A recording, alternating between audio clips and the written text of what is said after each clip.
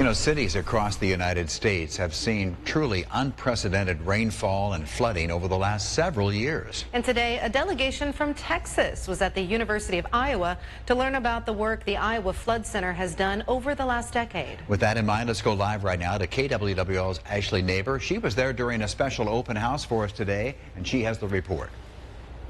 Well, since Hurricane Harvey rocked the state of Texas, federal dollars are now pouring in to deal with future flood risks, and they're here taking a page out of the Iowa Flood Center's playbook with how to deal with rising waters. From mapping to monitoring systems, Texas researchers and engineers are taking it all in, learning what could help them battle against increasing flooding. We've lost over 160 lives in just the last few years. We've received property damage in excess of $100 billion. 2015 started a wave.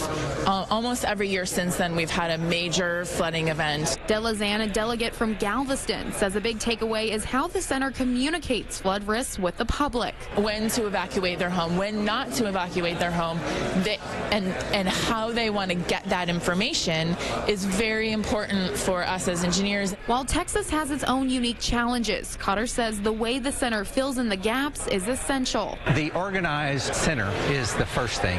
So we don't have a center in Texas. We don't have a single group that manages modeling and things during a flood event. The computer system's giving real-time information and measurements during a storm. How deep is it going to get? And then the consequences of that. Who's going to get wet? What are your damages?